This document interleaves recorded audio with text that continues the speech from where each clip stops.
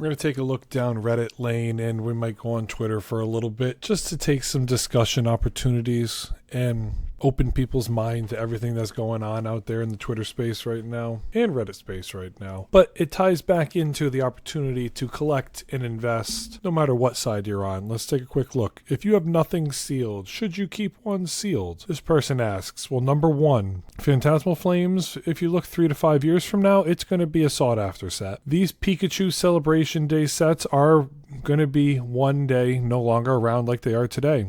And there's Pikachu cards, they fetch a premium in the long run of things. And if you get one with a swirl on it, it's even more valuable. So definitely take a look at the ones that you have, or when you're in a store and you see them, take a look at the card. If there's a swirl on it, it's even more worth buying. Then you scroll down and you're just like, let's see what the comments say. And shout out to this person right here on Reddit. I'm going to read through this one because it sparks an interesting discussion in 2 points. Meaningful way, look back in the 10 years of Sun and Moon. 10 years is a solid timeline to assess an investment over a longer period of time.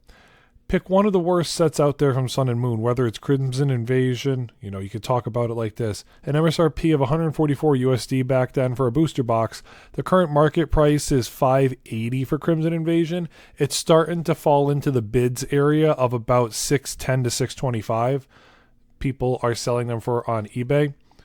It's in the ballpark of a 300% gain in 10 years. And then imagine if you picked the crummiest stock out there. You would be lucky to get an opportunity to get 100% gains on your money in that same time span. Historical annual average on the stock market is about 10%. With the worst set from Sun and Moon, compounding equates to about 14% annual growth rate. So that's why people are so bullish on Pokemon with the depreciating amount of quantity of a booster box or sealed product out there. Over the long run, it makes sense to have a little bit. You don't have to go crazy. Pokemon cards generally give higher returns at a greater consistency than individual stocks do. And even the crummiest ones outperform the S&P 500. The issue with sealed Pokemon products is, like he does mention, and this is a great point, to always consider storage, liquidity, and opportunity for fees. You don't have to worry about stocks getting wet or destroyed in a fire. They're insured, and you're pretty much okay. And the stock market opportunity does have infinite liquidity, but storing boxes, whether they're in your closet or, in a storage unit, you have to take into consideration moisture, putting them in your attic when it gets really cold in the winter and really, really hot and humid in the summer. You have to take that into account. So you have to protect them at the same time. Climate control is a bigger component here. But there are opportunities out here where, like Cosmic Eclipse or even Hidden Fate CTBs you could have bought, you're in the range of 2,000% to 2,500% gains in 10 years, and that is just phenomenal. And the fact that you could walk into a card shop and get cash for it, or you could walk into a card show and get cash for it, or you could trade it into more cards that you want for your binders, that's where the win comes. So understanding that you have an opportunity out there to do some big things with it. Another thing I want to talk about on Reddit, if you don't go to Pokemon restocks, there are some good opportunities out here. It's worth digging through if you really want to find the cheapest buy opportunity. This one website, fullgripgames.com. Now, they were sold out when I clicked the link. I clicked it just a little bit ago. They had 37 left and it was basically $190 shipped. So with all this stuff out here, some people think it's suspect. The opportunity to get good product at a decent price does matter. So with all that being said, it's not the biggest, market or knock off. eBay's selling them for $200 on pre-order, so $190 is not the end of the world. And then a lot of people are starting to show like, hey, it's the good old days when nobody wanted 151. That product on that shelf right there is amazing to see.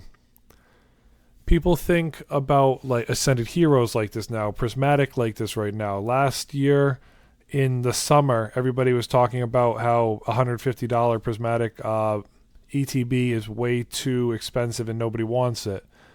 Last summer I was telling you, trade into it. Take $100 bill, and whether you want to sell some action figures, Legos, Warhammer, cards, trade into the product that you want, because you'll get an opportunity to get better gains. If you got video games sitting there and you don't play video games anymore, it doesn't hurt to move it around.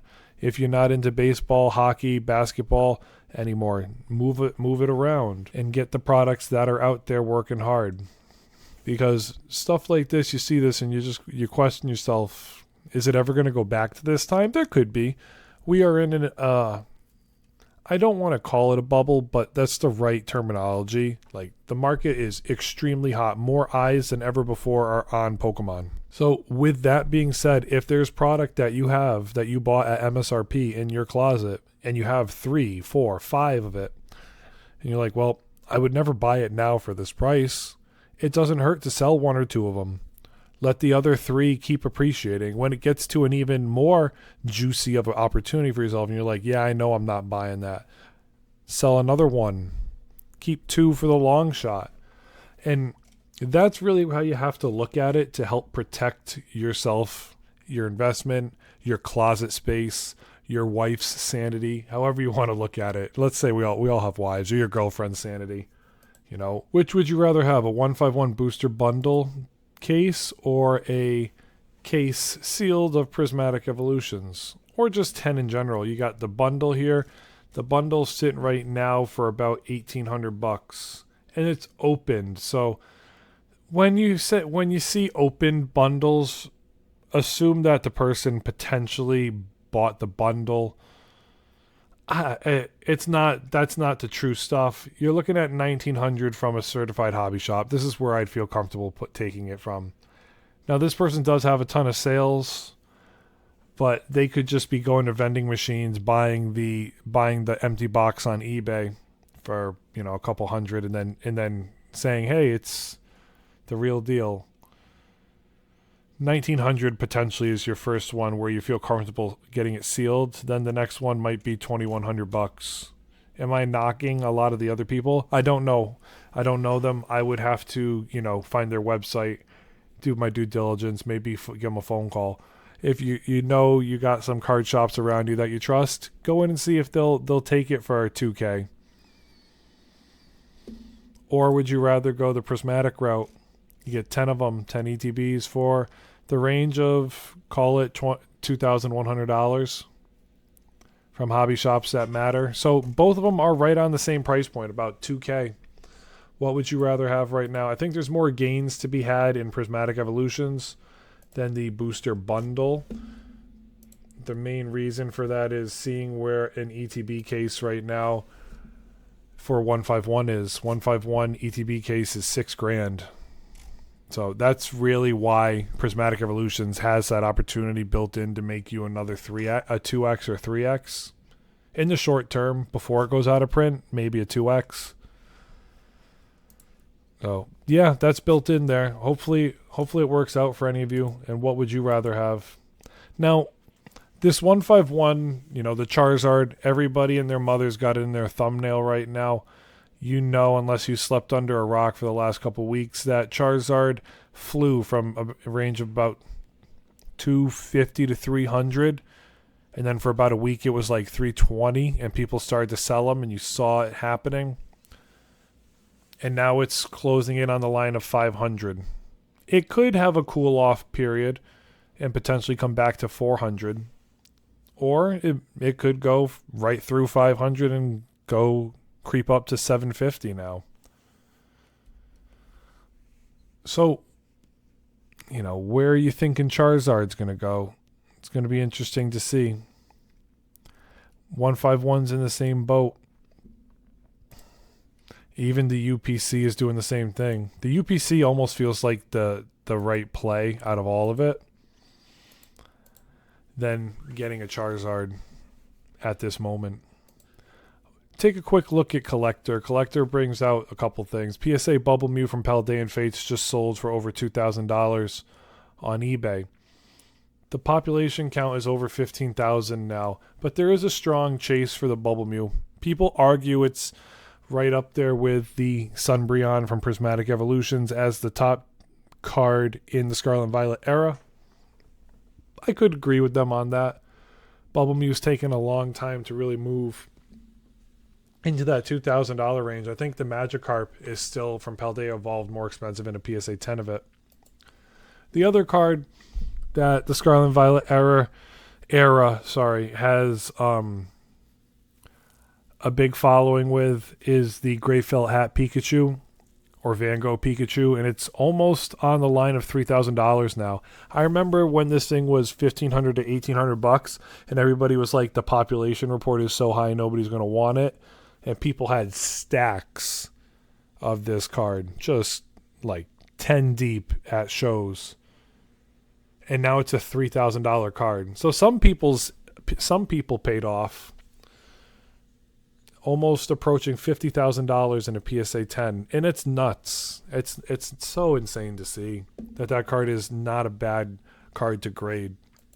The last thing I want to say, I just want to appreciate this. This isn't really like your opinion. Yeah, Brout, the Gen 10 starter. It looks like Angry Birds. It looks cute. Shout out to, whether they take the approach of a lot of modern cards right now and give them the whole entire card with nice art, with nice Pokemon in it, it could really start to look nice.